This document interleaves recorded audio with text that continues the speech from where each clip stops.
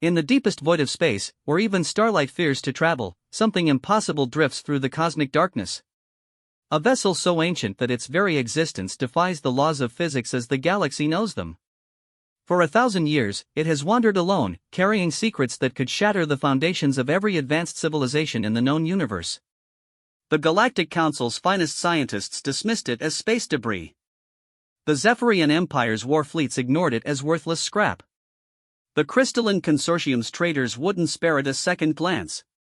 After all, what could a primitive human ship possibly offer to species that had mastered faster-than-light travel, quantum manipulation, and reality-bending technologies? But they were all wrong. Dead wrong. Because inside that battered hull, something extraordinary has been waiting. Something that will prove that humanity's greatest strength was never their technology, their weapons, or their numbers. It was something far more dangerous, far more resilient, and far more terrifying than any alien species could imagine. The universe is about to learn that when humans are pushed to their absolute limits, when everything seems lost, when death itself comes knocking at their door, they don't just survive. They evolve. And evolution, when guided by human determination, can create miracles that even gods would fear. Captain Zektar of the Vorthak Imperium stared at his sensor readings with 4 of his 6 eyes while the other 2 remained focused on the navigation display. His chitinous fingers clicked against the command console in a rhythm that betrayed his growing impatience. 3 standard cycles into their deep space patrol, and the most interesting thing they had encountered was cosmic dust and the occasional asteroid. "Sir," chirped Communications Officer Yilnax from her station, her voice carrying the high-pitched tones typical of her species. "We're receiving a faint signal. Very faint. Almost buried in background radiation." Zektar's antennae twitched with mild interest. "Location? Bearing 27 Mark IV, approximately 6,000 kilometers off our starboard side. The signal appears to be artificial." This caught the captain's attention. They were deep in the neutral zone, far from any established trade routes or colonized systems. The chances of encountering another vessel out here were astronomically small. On screen, the main viewer shimmered and adjusted, zooming in on the coordinates Yilnax had provided. At first, there was nothing visible except the eternal black of space peppered with distant stars. Then, slowly, a shape began to emerge from the darkness as their sensors locked onto the source of the signal. It was a ship, though calling it that seemed almost generous. The vessel appeared to be roughly cylindrical, perhaps 300 meters in length, but its hull was so battered and scarred that determining its original design was nearly impossible. Massive gouges ran along its sides, some so deep they seemed to penetrate multiple decks. What might have once been weapons emplacements were now twisted metal sculptures, and entire sections of the hull were missing, exposing the skeletal framework beneath. "By the 7 moons," whispered Navigator Dexrin, his usually steady voice betraying his shock. "How is that thing still in one piece?" Zektar leaned forward in his command chair, studying the derelict vessel with growing fascination. "Any signs of life?" Science Officer Colwyn manipulated his instruments with practiced efficiency, his multiple arms dancing over the controls as data flowed across his screens. "Minimal energy signatures, sir. Whatever power source that ship is running on, it's barely functional. I'm detecting trace atmosphere in some compartments, but most of the vessel appears to be in vacuum." "Species identification?" There was a pause as Colwyn ran the ship's profile through their extensive database. "Unknown, sir. The design doesn't match any registered vessel in our records. However," he hesitated, "there are some structural elements that bear a resemblance to old human designs." Several crew members made sounds of derision. Humans were a relatively new species to the galactic community, having achieved faster-than-light travel only a few centuries ago. They were considered primitive by most advanced races, their technology crude and their military capabilities laughable compared to the great powers of the galaxy. "Humans?" Zektar's voice carried a note of amusement. "Out here? Impossible. Their longest-range vessels couldn't reach this region even if they traveled for decades. Nevertheless, sir, the hull composition and structural design elements are consistent with early human shipbuilding techniques. Though if this is a human vessel, it's far older than any they should have been capable of building." Yilnak suddenly straightened at her station. "Sir, I'm receiving a transmission from the derelict. It's very weak, but I can make out what appears to be a distress signal." "Let's hear it." The bridge speakers crackled to life, filled with static and interference. Through the chaos of white noise came a voice, barely audible and speaking in what their translation systems identified as an archaic form of standard human. "Anyone out there, been drifting for systems failing? If you can hear this, please respond, running out of." The transmission cut out, leaving only static. Zektar considered his options. Technically, they were under no obligation to render aid to unknown vessels, especially ones that might belong to a primitive species. However, the curiosity value alone made it worth investigating. Besides, if this was indeed a human ship, it might contain valuable intelligence about their capabilities and intentions. "Yilnax, open a channel." "Channel open, sir." "Unknown vessel, this is Captain Zektar of the Vorthak Imperium vessel Stormclaw. We have received your distress signal and are prepared to offer assistance. Please identify yourself and state the nature of your emergency." They waited for several long minutes, but there was no response. Just as Zektar was about to order them to move closer, the speakers crackled back to life. "Vorthak vessel Stormclaw, this is difficult to believe. I never thought, after all this time." The voice was stronger now, though still filled with static. "This is Marcus Chen, acting captain of the United Earth vessel Perseverance. We've been adrift for a very long time." The bridge fell silent. United Earth was the political entity that governed humanity, and, while they had achieved interstellar travel, their reach was supposedly limited to their local stellar neighborhood. Finding one of their ships this far out was like discovering a wooden sailing ship in the middle of an ocean. "Captain Chen," Zektar replied, "you appear to be significantly off course from human space. How long have you been adrift?" There was another long pause, filled only by the whisper of static. When the human finally replied, his voice carried a weight that seemed to transcend the mere words he spoke. "According to our chronometer, approximately 1014 standard years." The bridge erupted in shocked murmurs. Colwyn's instruments clattered as he dropped them in surprise. Yilnax's communication equipment squealed with feedback as her concentration broke. "That's impossible," Dexrin stated flatly. "No known species has life support systems capable of sustaining a crew for that length of time without resupply." Zektar raised a hand for silence, his mind racing. If the human was telling the truth, then this ship represented something far more significant than a simple rescue mission. A vessel that had survived for over a millennium in deep space would be an archaeological treasure beyond measure. The technology required for such endurance would be invaluable to any species that could unlock its secrets. "Captain Chen," he said carefully, "we're prepared to offer assistance, but I must ask, how many survivors are aboard your vessel?" The reply came more quickly this time, but the human's voice was heavy with an emotion that their translation systems couldn't quite identify. "Currently? Just me, Captain.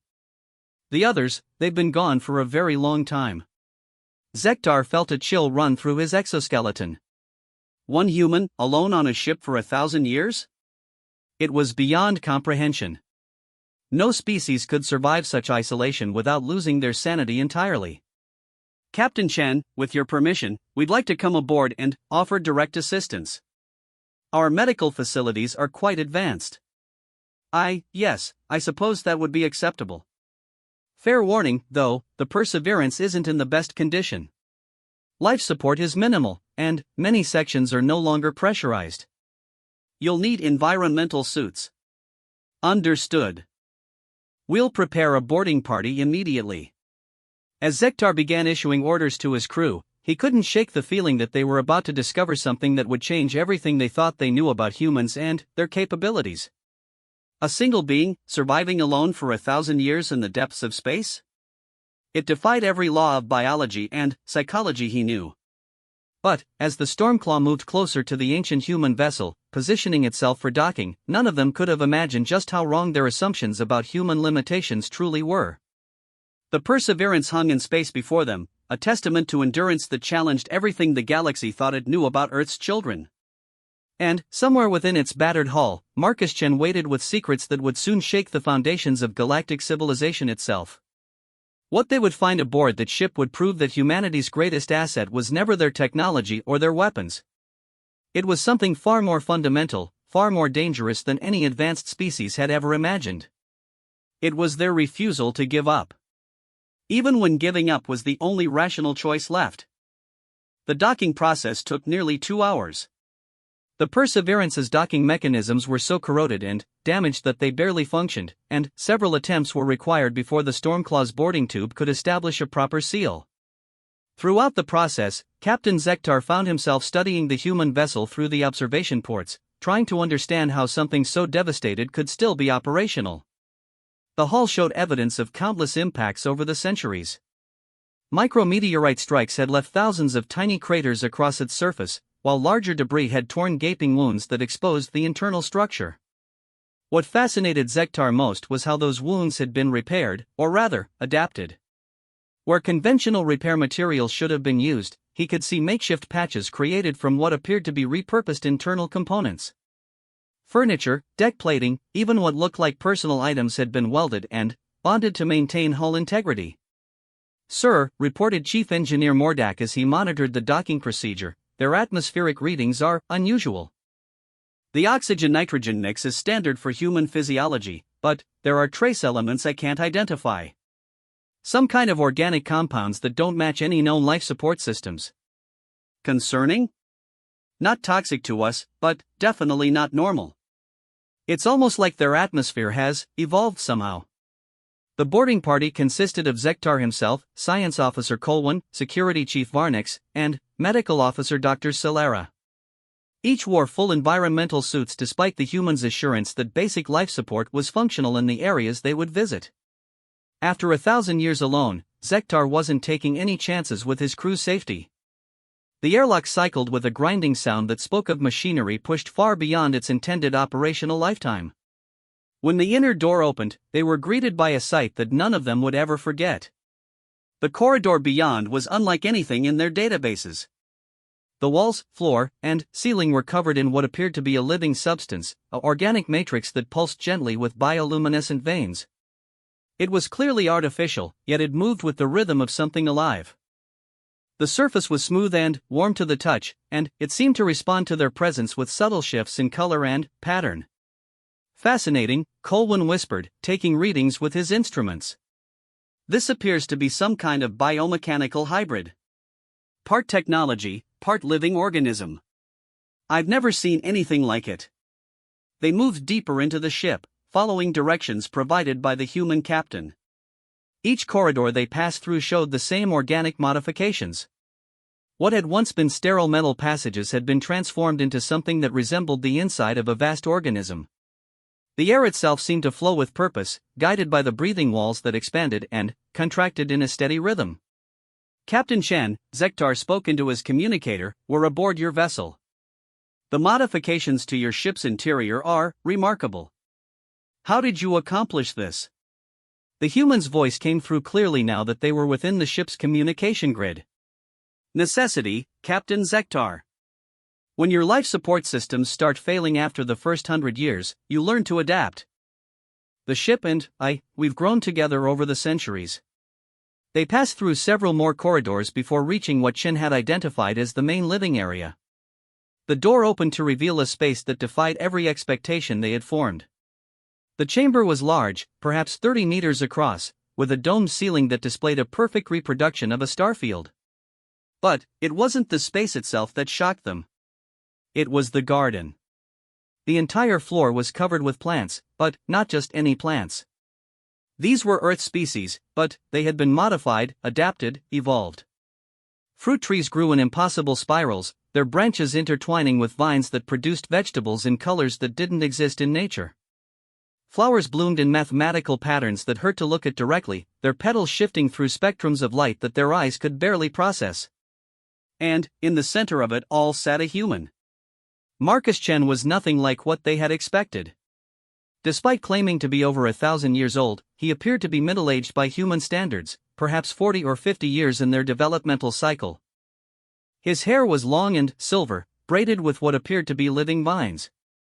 His skin had a subtle luminescence to it, and, when he moved, it was with a fluid grace that seemed almost impossible for a biological entity. "Welcome aboard the Perseverance," he said, rising from where he had been tending to a plant that looked like a cross between a rose and a circuit board. "I apologize for the state of things. It's been a while since I've had guests." Dr. Solera stepped forward, her medical training overriding her shock. "Captain Chen, I need to ask, how is this possible? According to our understanding of human physiology, your species has a natural lifespan of perhaps 120 years at most. How are you still alive?" Chen smiled, and they could see that his teeth had been replaced with what appeared to be living pearl, smooth and gleaming. "Ah, that's the question, isn't it? The simple answer is that I'm not entirely human anymore. Not in the way I was born." He gestured to the garden around them. "When the Perseverance first suffered critical damage, we were a crew of 237. We had enough supplies for perhaps 6 months, maybe a year if we rationed carefully. But months turned to years, and years turned to decades. One by one, my crewmates aged and died, until eventually, it was just me." Colwyn was frantically taking readings, his instruments barely able to process what they were detecting. "The biosignatures I'm getting from you are extraordinary. You're definitely human in basic structure, but there are modifications throughout your system. Symbiotic organisms integrated into your bloodstream, neural pathways that extend beyond your skull into the ship itself." "The ship taught me," Chen explained, moving to what appeared to be a control panel that was grown rather than built. As his hands touched its surface, lights pulsed beneath his fingers in response. "When I was dying of radiation poisoning after the third major system failure, something helped me. I don't know if it was the ship's AI achieving some kind of breakthrough, or if it was just desperation driving innovation, but we found a way to merge." Varnix, who had been silently scanning for threats, spoke up for the first time. "You're saying you performed biological integration with your ship's systems? That's impossible. No known species has achieved true biomechanical symbiosis." Chen's laugh was warm, genuinely amused. "Unknown to you, perhaps. But, when you're facing death and have centuries to experiment, you'd be amazed what becomes possible." He touched the wall beside him, and they could see living circuits pulse in response to his contact. "The ship sustains me, and I sustain the ship. We've become something new together." Dr. Solera was studying her medical scanner with growing excitement.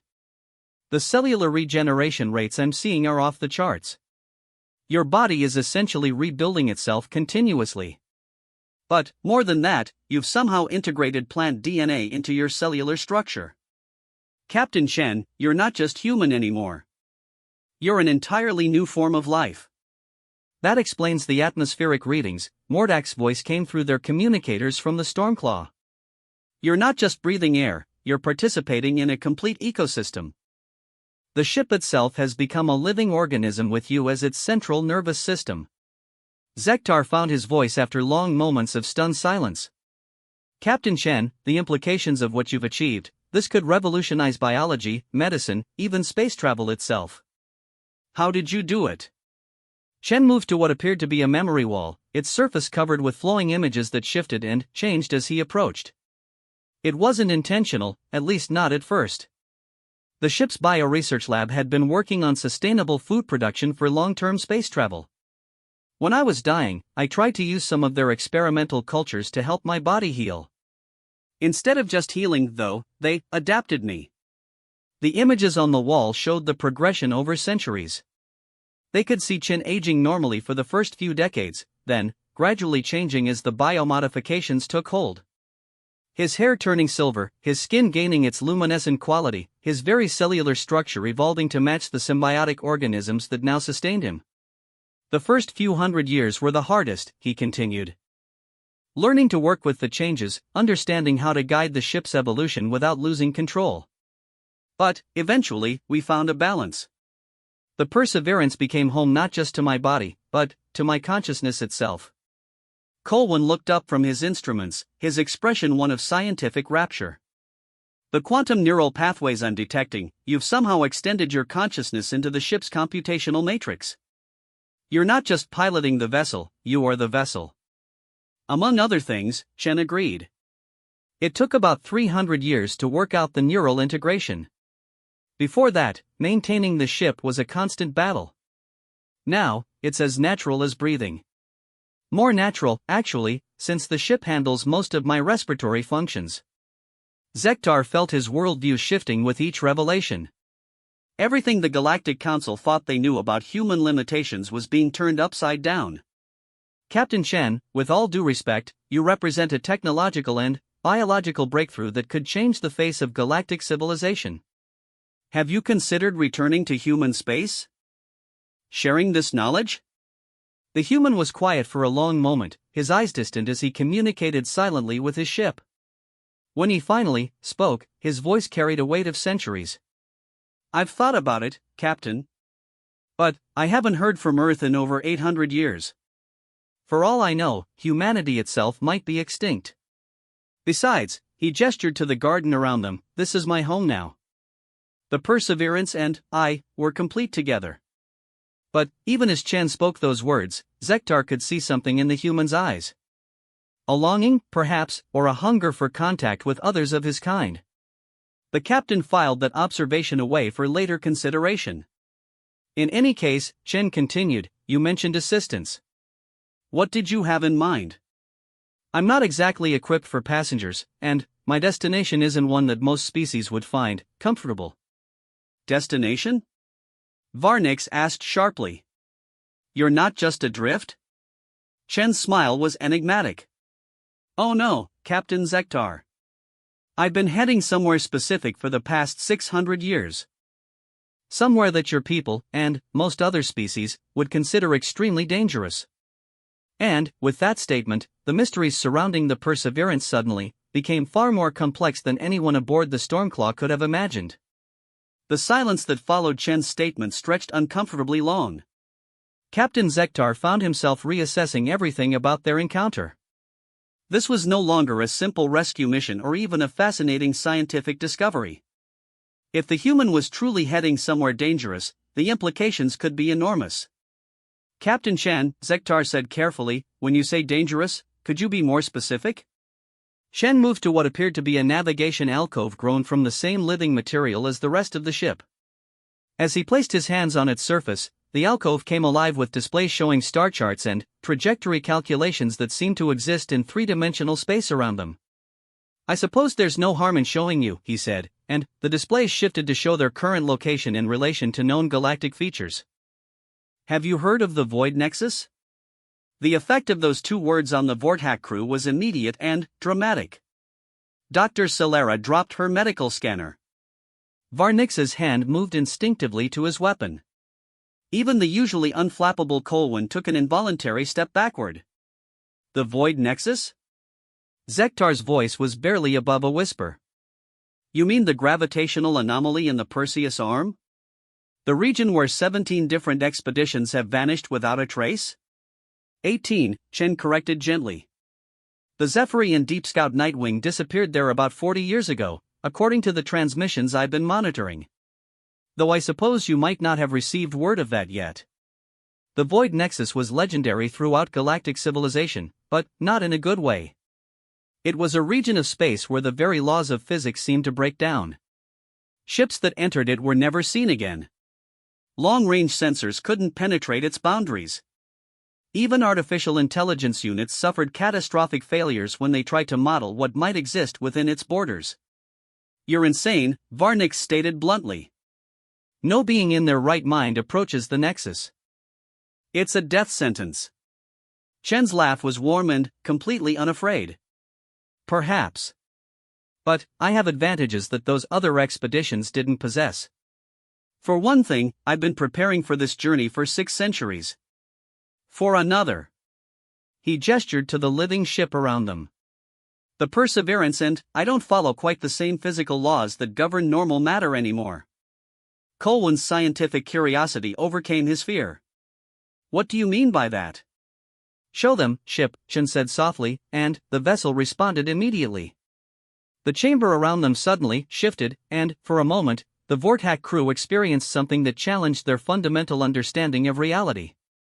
The walls became transparent, but not in a normal way. Instead, they could see through them as if the matter itself had simply decided to stop existing in that particular spectrum. Beyond the transparent walls, they could see not just the interior of the ship, but layers of existence that shouldn't have been visible to their optical sensors. They could see the quantum foam that underlaid all reality, the probability waves that governed particle interactions, even what appeared to be folds in spacetime itself.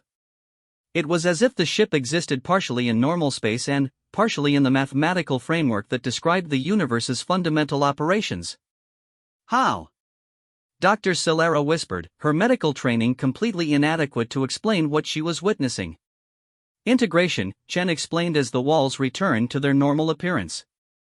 When you spend centuries learning to exist as part of a quantum biological hybrid, you start to understand that the boundaries between different states of matter are more flexible than most people realize. The Perseverance doesn't just travel through space anymore. It travels through the mathematical structures that define space. Zektar felt a chill that had nothing to do with the ship's temperature. You're saying you can manipulate fundamental physical constants? To a limited degree, yes. It's not magic, Captain. It's just a very deep understanding of how consciousness can interact with quantum systems when the barriers between biological and mechanical thought are removed. The ship and I have had centuries to explore these possibilities. Varnix was scanning the chamber with his security instruments, but they were giving readings that made no sense. Sir, my sensors are detecting probability fluctuations around the human. It's as if reality is uncertain in his immediate vicinity. That's normal, Chen said casually. When your consciousness is distributed across quantum mechanical systems, you tend to exist in a state of superposition until you consciously choose to collapse your wave function into a particular configuration. It took me about 200 years to learn to control it properly. The implications were staggering. If Chen was telling the truth, he had achieved something that the greatest minds in galactic civilization had declared impossible: conscious control over quantum mechanical processes. The applications for such an ability were limitless and terrifying in equal measure. This is why you're approaching the Void Nexus, Zektar realized. You think you can survive whatever exists there. More than survive, Chen corrected. I think I can understand it. You see, Captain, I've spent the past 600 years analyzing every piece of data I could gather about the Nexus. Sensor readings, survivor testimonies from ships that escaped its outer boundaries, even theoretical models created by the galaxy's best physicists. The navigation displays shifted to show a complex three-dimensional model of the Nexus region. Every piece of evidence points to the same conclusion: the Void Nexus isn't a natural phenomenon. It's artificial. Someone or something created it, and that someone possessed a level of technological sophistication that makes even the most advanced current civilizations look primitive. Colwyn studied the model with growing excitement and terror. You're suggesting that there's an ancient civilization hidden within the Nexus? I'm suggesting that there's something within the Nexus that has been waiting for someone with the right capabilities to make contact. Think about it logically. A region of space that selectively destroys conventional vessels while leaving the surrounding area completely untouched? That's not a weapon of mass destruction. It's a filter. The word hung in the air like a physical presence. Dr. Celera was the first to grasp its implications. A filter, she repeated slowly. You mean it's designed to prevent certain types of beings or technologies from entering while allowing others to pass through safely? Exactly. And I believe that the filtering mechanism is based on the same principles that I've spent the past millennium learning to manipulate. Quantum consciousness integration. The ability to exist as a hybrid of biological intelligence and fundamental physical processes. Zektar felt the scope of their discovery expanding exponentially. If Chen was right, then humanity had accidentally achieved something that some ancient civilization had considered the prerequisite for contact. The implications for galactic politics alone were staggering. Captain Chen, he said slowly, if this is true, then you're not just exploring an anomaly. You're potentially making first contact with a civilization that could be millions of years more advanced than anything currently known to exist. That's the hope, Chen agreed. Though I suppose it's also possible that I'm completely wrong and the Nexus will simply tear me apart at the quantum level. After 1,000 years alone, I'm willing to take that risk. But there was something in his voice, a certainty that went beyond mere hope or speculation. Zektar realized that Chen wasn't just guessing about the nature of the Void Nexus. He had evidence, or perhaps even direct experience, that supported his theories. "You've been in contact with them, haven't you?" the captain asked quietly. "The beings within the Nexus. That's how you know." Chen was silent for a long moment, his eyes focused on something beyond the physical walls of the chamber. When he finally spoke, his voice carried the weight of centuries of solitude and wonder. "Contact is perhaps too strong a word. But, yes, I've been aware of them for the past 300 years. Ever since my integration with the ship reached the point where I could perceive quantum information structures directly. They've been watching, Captain Zektar. Watching and waiting for someone like me to develop the necessary capabilities."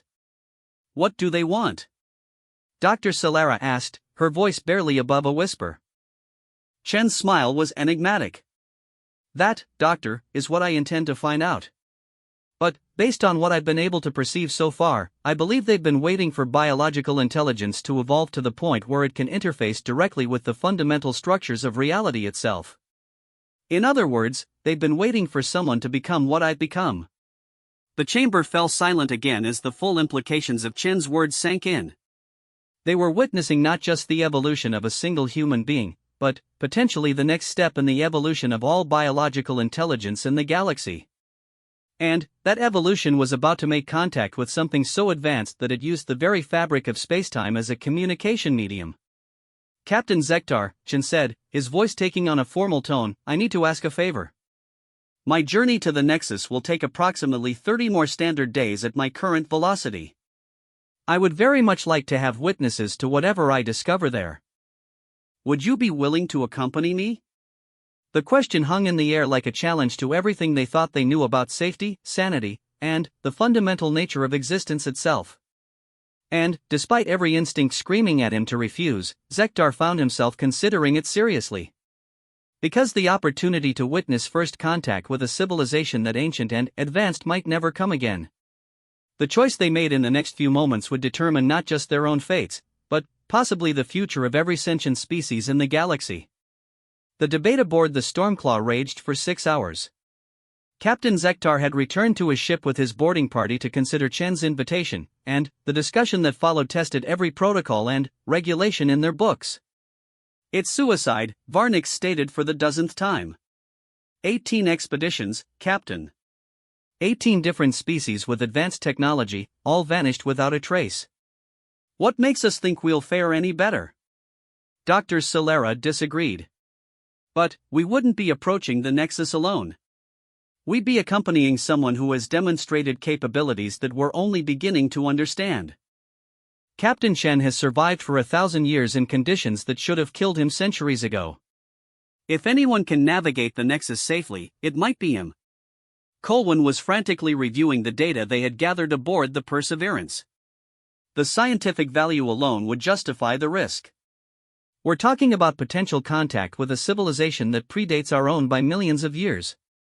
The technological advances we could gain, it could elevate every species in the galaxy to heights we've never imagined. Or it could get us all killed, Navigator Dexrin pointed out grimly. Dead scientists don't share discoveries. Throughout the debate, Zektar found himself torn between duty and curiosity. As a captain in the Vortak fleet, his responsibility was to his crew and his mission. Leading them into almost certain death violated every principle of command he had ever been taught. But, as an intelligent being confronted with the opportunity to witness something unprecedented in galactic history, the temptation was enormous. The discovery of Chen alone would ensure their place in the historical records. But, if the human was right about what waited in the Void Nexus. "Sir," Communications Officer Yilnax interrupted the debate, "we're receiving another transmission from Captain Chen." "Put him through." Chen's voice filled the bridge, warm and patient. "Captain Zektar, I realize that my invitation places you in a difficult position. Perhaps I can help with your decision by sharing some additional information." The main viewer activated, showing Chen standing in what appeared to be a different section of the Perseverance. This chamber was larger and more complex than the garden they had visited, filled with structures that seem to exist in multiple dimensions simultaneously. "This is my primary interface chamber," he explained. "From here, I can extend my consciousness throughout not just the ship, but into the quantum foam itself. Watch." The display shifted, and, suddenly, they were seeing space from an impossible perspective. They could perceive the Stormclaw from within its own hull, see the crew members as glowing patterns of neural activity, even observe the fundamental particles that made up the ship's structure dancing in their eternal quantum ballet. "What you're seeing," Chen continued, "is reality as I perceive it now. Matter, energy, consciousness, and information all existing as facets of the same underlying phenomenon. From this perspective, the void nexus isn't a mysterious anomaly. It's simply a region where that underlying phenomenon has been artificially modified." The view shifted again, focusing on a distant point in space. Even at this range, they could see it, a sphere of absolute darkness that seemed to devour light itself, surrounded by gravitational distortions that twisted spacetime into impossible geometries. "The beings within the nexus have created what amounts to a pocket of controlled reality," Chen explained. "Within that sphere, physical laws operate according to their design rather than natural principles. It's not dangerous in the way you imagine, Captain. It's simply different." Varnex leaned forward. "How can you possibly know that?" "Because," Chen said, and his voice carried a note of excitement they hadn't heard before, "they've been teaching me. For the past 300 years, every time my consciousness expanded enough to perceive quantum information directly, I've been receiving lessons, I suppose you could call them. Instructions in how to prepare myself and my ship for entry into their domain." The implications sent a chill through everyone on the bridge. "You're saying they've been in contact with you for 3 centuries? Dr. Solera asked. "Not contact in the conventional sense. More like guidance. Subtle influences on my development, nudges in certain directions when I was learning to integrate with the ship's systems. They've been shepherding my evolution, preparing me for this moment." Colwyn's instruments were going mad trying to analyze what they were seeing through the transmission. "The quantum resonance patterns I'm detecting. Captain Chen, your consciousness isn't just distributed through your ship anymore. It's somehow connected to distant quantum systems. The range and complexity of the information you're processing, it should be impossible." "Impossible under the old paradigms," Chen agreed. "But, when consciousness itself becomes a quantum phenomenon, the limitations of individual neural networks cease to apply. I am Marcus Chen, but I'm also the Perseverance, and I'm also connected to the quantum information matrix that these ancient beings have constructed around their domain." Zektar made his decision. "Captain Chen, if we agree to accompany you, what guarantees can you offer for our safety?" "None," Chen replied honestly. "I can tell you that I believe we'll survive the journey, based on the guidance I've received.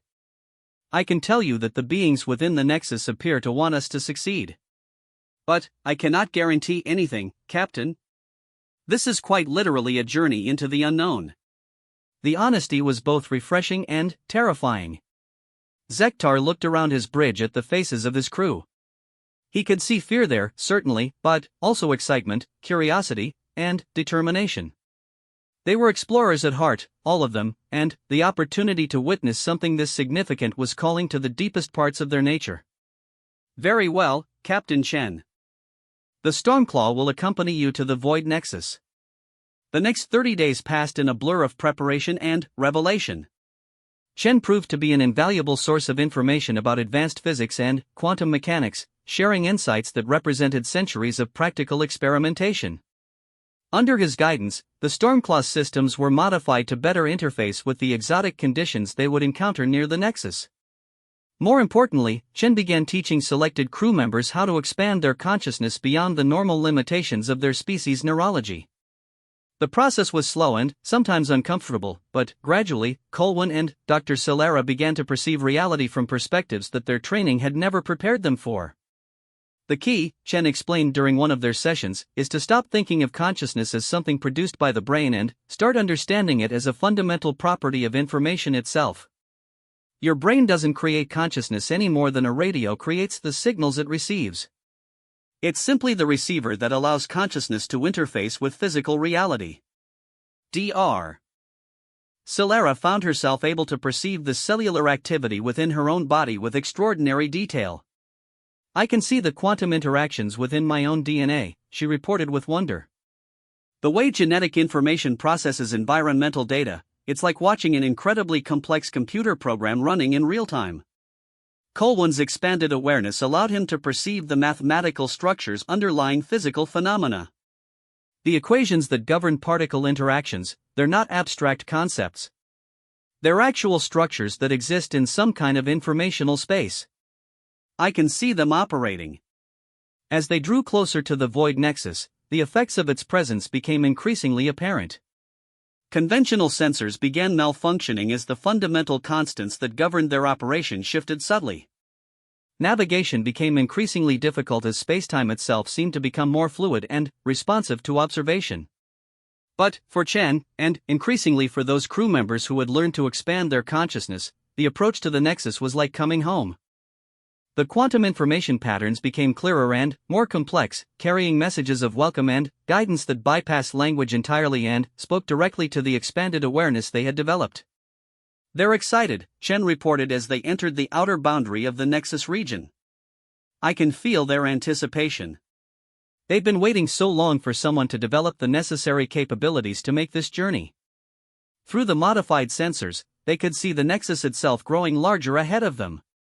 But what had appeared from a distance to be a sphere of darkness was revealing itself to be something far more complex. It was a structure, vast and intricate, composed of materials that existed in multiple dimensions simultaneously. "It's not a natural formation," Colwyn breathed, his enhanced perceptions allowing him to grasp aspects of the structure that normal sensors couldn't detect. "It's a city. A city built from folded spacetime and stabilized quantum fields. A city the size of a solar system," Dr. Celera added, her medical training now expanded to perceive the life signs of beings that existed as pure information patterns within the structure. "And it's inhabited." As they passed through the boundary that had destroyed so many previous expeditions, something remarkable happened. Instead of being torn apart by impossible forces, the Stormclaw found itself transformed. The ship's hull became permeable to information while remaining solid to matter. Its systems began operating on principles that were simultaneously familiar and completely alien. "Welcome," came a voice that spoke directly to their consciousness without need for translation. "Welcome, children of matter, to the realm of consciousness unbound. We have been waiting so very long for you to grow wise enough to join us here." Chen's face was radiant with joy and vindication. "Captain Zektar, Dr. Celera, Science Officer Colwyn, allow me to introduce you to our hosts. They've been the shepherds of consciousness evolution in this galaxy for longer than our civilizations have existed." And, as the ancient beings began to share the story of consciousness in the universe, the crew of the Stormclaw realized that their journey was not ending, but beginning. They were about to become the bridge between the matter-based civilizations of the galaxy and the consciousness-based entities that had evolved beyond the need for physical form.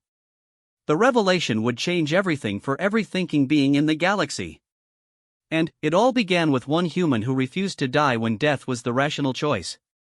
The being that spoke to them was ancient beyond comprehension, yet its communication carried the warmth of a parent greeting a long-awaited child. As the Stormclaw and Perseverance moved deeper into the Nexus structure, the crew found themselves surrounded by wonders that challenged every assumption they had ever made about the nature of existence. "You perceive us as separate entities," the voice explained, and somehow each crew member understood it perfectly despite never having heard the language before. "But separation is an illusion created by the limitations of matter-based consciousness. We are the collective ascended, the accumulated wisdom of a million worlds that chose to transcend physical form rather than remain bound by the constraints of biology." Through their enhanced awareness, the crew could perceive the truth of this statement. The Nexus wasn't just a city or a structure. It was a living repository of consciousness, containing the preserved minds and experiences of countless civilizations that had reached the point where they no longer needed physical bodies to exist. "How long?" Dr. Celera asked, her voice filled with awe. "How long have you been here?" "Time is fluid here," came the reply. "We have existed in this state for approximately 12 million of your years. We arrived at this configuration gradually, as species after species in our region of the galaxy developed the capability to transcend their biological origins. Colwyn's scientific mind was reeling. 12 million years of accumulated knowledge and experience, the technological advances you must have achieved. Technology becomes irrelevant when consciousness itself becomes the medium through which you interact with reality, the collective explained. Why build machines to manipulate matter when you can directly influence the quantum fields that determine how matter behaves? Why travel through space when you can exist simultaneously across multiple locations? Chen moved forward, his face radiant with understanding. You've been guiding species toward this transcendence for millions of years. The barrier around the nexus isn't to keep people out. It's to ensure that only those who have developed the necessary consciousness capabilities can enter safely. Precisely, Marcus Chen. You have served as an excellent example of what biological consciousness can achieve when freed from the artificial limitations imposed by separation between mind and matter. Your species calls it evolution, but it is actually a return to the natural state of consciousness that exists throughout the universe. The implications were staggering. Every crew member could feel their worldview expanding to accommodate concepts that their species had never encountered. The idea that consciousness was the fundamental building block of reality, rather than something that emerged from complex arrangements of matter, turned everything they thought they knew upside down. But why now? Zektar asked. Why reveal yourselves to the galaxy at this point? The response came not just in words, but in images and emotions that flowed directly into their enhanced awareness. They could see the galaxy as the collective perceived it, billions of worlds where biological intelligence was approaching critical thresholds, species on the verge of either transcending their limitations or destroying themselves through the misuse of advanced technology. Your galaxy stands at a crossroads, the collective explained.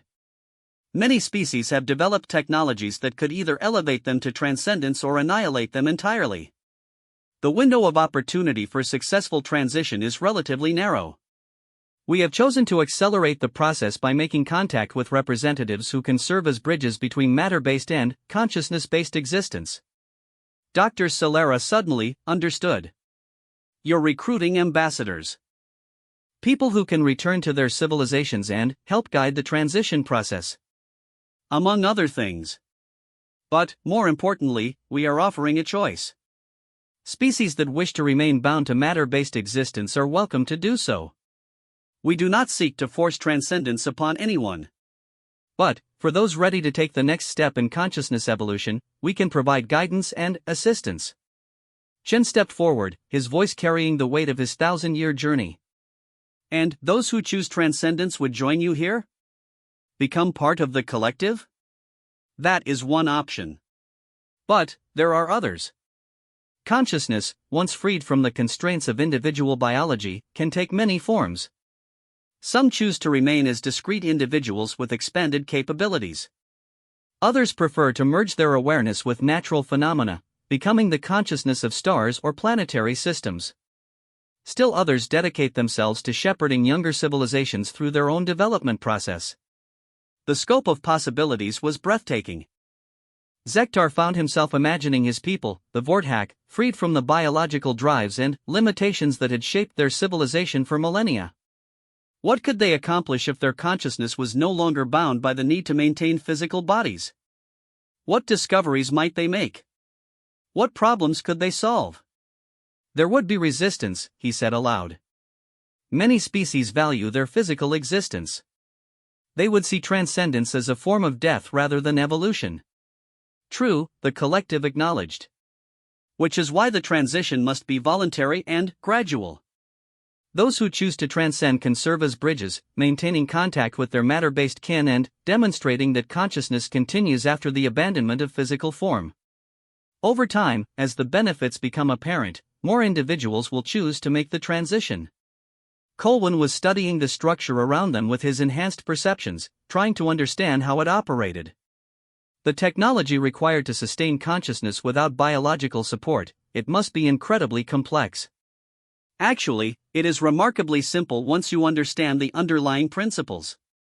Consciousness is information, and information can be preserved and transmitted through quantum fields that exist independently of matter. The apparent complexity arises only when you try to force consciousness to operate within the constraints of biological neural networks. The being began demonstrating, showing them how individual thoughts and memories could be encoded as stable patterns within the quantum foam itself. The crew watched in amazement as their own consciousness was temporarily extracted from their bodies and existed as pure information for several seconds before being returned. The experience was indescribable. For those brief moments, they existed as beings of pure thought, unencumbered by the need to process sensory data or maintain biological functions. The clarity and speed of cognition in that state was unlike anything they had ever experienced. That was... Dr. Solera struggled to find words. That was incredible. The freedom of thought without biological interference. And that is merely the beginning, the collective explained. As consciousness becomes more adept at existing independently of matter, capabilities emerge that your matter-based science would consider impossible. Direct manipulation of probability fields, instantaneous communication across galactic distances, perception of parallel quantum realities. Chen was smiling with deep satisfaction. This is what I've been moving toward for the past millennium. Not just the integration with my ship, but the development of consciousness capabilities that would allow me to serve as a bridge between human civilization and this. Indeed. Your journey has been exemplary, Marcus Chen. Your species shows particular promise for consciousness evolution, perhaps because of their remarkable resilience and adaptability. The fact that you survived and thrived during your 1,000-year isolation demonstrates the kind of mental flexibility that serves well in transcendent states. Zektar felt the weight of the decision before him. The collective was offering them the opportunity to return to their respective civilizations as ambassadors for a transformation that could elevate every thinking being in the galaxy to heights previously unimaginable. But it would also mean the eventual end of biological existence as they had always known it. If we accept this role, he said slowly, what exactly would be required of us? Return to your people. Share what you have learned here. Begin teaching the consciousness expansion techniques that Marcus Chen has demonstrated. Identify individuals within your civilizations who show aptitude for transcendent development and guide them toward their own breakthrough moments. And, eventually? Eventually, those who choose transcendence will join us here, or create their own consciousness collectives, or pursue individual paths of development. Those who prefer to remain in biological form will continue their existence with the knowledge that transcendence is available should they ever choose it. The galaxy will become a richer place, containing both matter-based and consciousness-based civilizations working together. The conversation continued for what felt like hours but could have been days or years within the altered timestream of the Nexus. The collective shared techniques for consciousness expansion, methods for maintaining mental stability during transcendence, and protocols for establishing communication between matter-based and consciousness-based entities. When it was finally time to leave, each crew member carried within their expanded awareness a library of knowledge that would take lifetimes to fully explore and understand. They had been fundamentally changed by their contact with the collective, transformed from simple explorers into ambassadors for the next stage of galactic evolution. As the Stormclaw emerged from the Nexus with the Perseverance alongside it, they carried with them the power to transform the entire galaxy. The journey that had begun with the discovery of one stubborn human who refused to die had become the opening chapter in a new phase of existence for all thinking beings. Chen's 1,000-year ordeal had served a purpose beyond mere survival. Through his refusal to surrender to impossible circumstances, he had evolved into exactly the kind of bridge consciousness that the galaxy needed to take its next evolutionary step. The universe was about to discover that when humans were pushed beyond their limits, they didn't just adapt. They transcended. And transcendence, it turned out, was contagious.